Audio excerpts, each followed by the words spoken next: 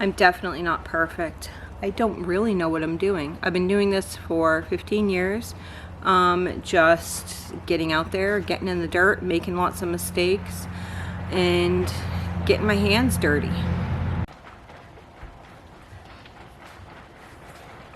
Hi guys, I'm trying a couple new things today. So I'm out here in my high tunnel. It is April 3rd and I am trying to get things in the ground. So I kind of struggle being in front of the camera, and it probably isn't that apparent to you guys, but it's kind of not my my greatest strength. But I feel like I have a lot of information that I've learned over the past couple years that I'd love to share with y'all. So we have been homesteading for over 10 years. I'm trying to think, more like 15. So we didn't always have, we're in here in my high tunnel, and I am planting some carrots today. I'm actually gonna put something down under my knees because the ground here is sopping wet. So I'm just gonna take this section here and I'm gonna be planting carrots and beets. And I wanted to talk about some things. I see a lot of things going on in our, in the world of homesteading, I guess I'll call it. And there's a lot of people that are out there that are wanting to homestead or say that they're homesteaders, and they have these little small boxes, and I think that's great. I think that it's absolutely wonderful.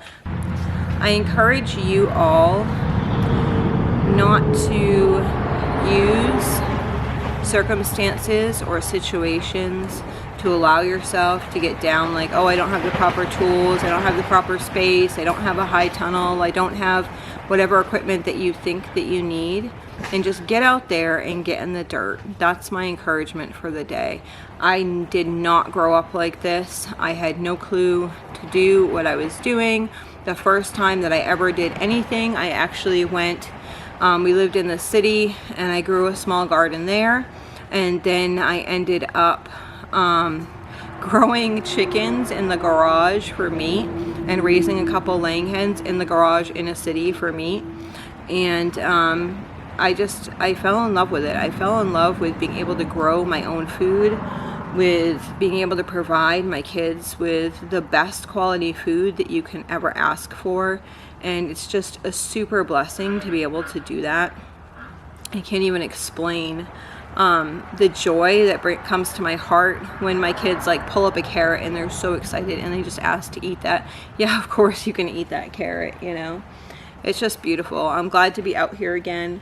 Last year was a little bit of a hard year. I went through the motions. I did the things that had to be done. But this year it's back, and I want to make my space beautiful. I started out and I wanted my spaces when I started out to be really beautiful. And then along the way somewhere, I kind of lost my space.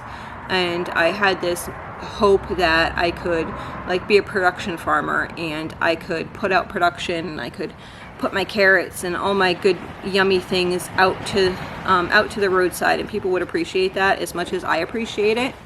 And that didn't happen because I live in an area that people don't appreciate real food. And I said this year I am going to do this for my family, because I want to give my family good quality, nutritious food, real food. And with that in mind, my heart has changed, and I just want to make my spaces beautiful. I'm thinking about how I can have sitting spots again in my garden spaces, how I can, you know, just make things really pretty. Like this bed right here behind me that I just planted of carrots. I left the end open a little bit. I'm going to put a little bit of herbs, maybe a flower on the end. Just to make that space beautiful, because that's what I need. That's what my heart needs. That's what my mind needs. That's what my children need. They need to see me in the garden again, enjoying the garden. And God put us in the Garden of Eden. God put Adam and Eve in the Garden of Eden to work the garden even before the fall. And so it's good for us. It's good for us physically, it's good for us mentally, it's good for us spiritually to be out there working in a garden. So I encourage you, if you are interested in gardening or homesteading or anything like that, just get out there. Dig up a little plot of land and put some seeds in it, and if you fail, if you make mistakes, then you'll learn from those mistakes and you'll just keep on going, hopefully, and just learning from those mistakes. That's what life's about, right? Okay guys, we are in the high tunnel and I have a rooster outside of the high tunnel, in case you can't tell. I have my kind of mental plan of what I want to do here this year. I really wanted to change it around in here for a number of reasons. For years we were trying to like grow in the mindset of thinking like, what can I sell and how can I sell that in more like a commercial type entity. I love my rooster. It's beautiful, but he's loud. I decided that I wanted to change this completely over, and I wanted this space just to be beautiful to me. And I used to love gardening that way, outside, and then I got this high tunnel, and all of a sudden I got this high tunnel, and I'm like, oh, I have to be like this commercial gardener, and it has to be totally beautiful, it has to be totally commercial. But really, like, this space is my space, and I want to design it the way that I want it designed, so that I come in here and my kids come in here and it's like our family garden. So, ideas. I already took you over here. We dug this hole. Today we're going to be working on making this hookler bed. I probably am saying it wrong. Sorry guys if you know how to actually say it. So, we're going to be putting sticks all along here. My husband is butchering a pig and there's blood in there from the pig. We're going to put that in there. We're going to go to town today and be getting some seaweed. I'll throw some seaweed in the bed, and then there's a stack of leaves. Those are going to go in, and then this is going to go back on. This has worked so well so far. This hole was all the way up to the top before, and it has already drained out. So we think that we're actually probably going to do another bed just like that after we fill this over. So we'll have this bed here, because this is the side it drains down on, and then we'll put most of that dirt back here and then dig next to it over here. So my edges, I like to have a good space so that you could fit like a wagon down either side of the edges here. I like a space. And then my rows in the in this section from side to side, I usually have really skinny beds and really skinny rows, because I can just throw weeds over. We'll take a little bucket and just walk through. So I only need a walking path. I don't like big pathways because that means that I'm not growing food in that pathway. So we'll do another one there. And right here in the center, I think I'm like in the center now. Right here in the center, I want to take, I found a bunch of old cattle panels. I'm also redoing some things in the pig barn, and I want to take some old cattle panels and just trellis. So the center of this down, as far as cattle panels I have, down is going to be just a tunnel. And I think the kids are going to love that, because when you first come in the doors, they love when the, a lot of times I'll put tomahawks, and later in the season, they kind of like come up, and it's almost like a tunnel, and they totally love that. So I thought if I did the tunnel section here, that they would be able to run through. Then I could have beans and peas and climby things, maybe some cucumbers that would actually come up and make a tunnel here for them. Some nasturtiums, just different climbing things all throughout. As far down as I have the cattle panels. I'm not going to buy new cattle panels. I'm just using old cattle panels. I have them. They're all like bent and funky and whatever, and that's what's going to work for there.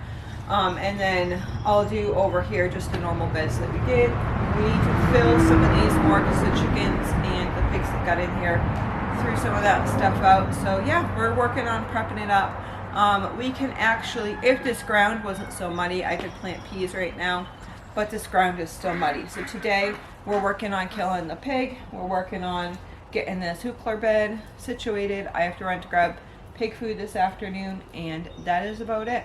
I think I'm going to start doing weekly videos. I know the beginning videos are going to be kind of boring probably to other people, but I really want to document what we're doing in what areas so I know for myself like how I can better do that, or what I want to change and what I want to keep and that type of stuff.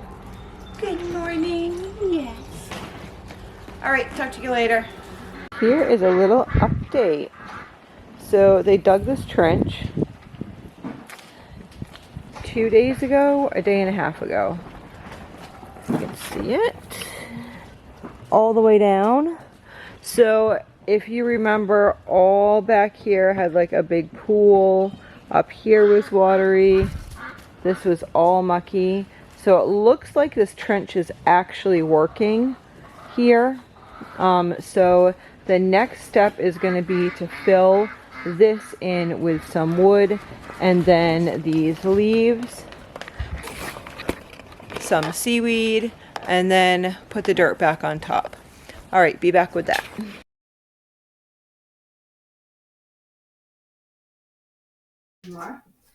So I'm in my house. Some of the footage that I took didn't come out. It's really choppy, and I'm learning all these different things and how to like put videos together and stuff like that. Yeah. It's really hard for something like me to figure out how to do like videoing like inside of the high tunnel, but I did want to get all that footage together, even just as like learning for myself, like this is what I did, because we get involved in projects and we start doing them and we're like, how did we do that? So I just wanted to kind of document what I had been doing.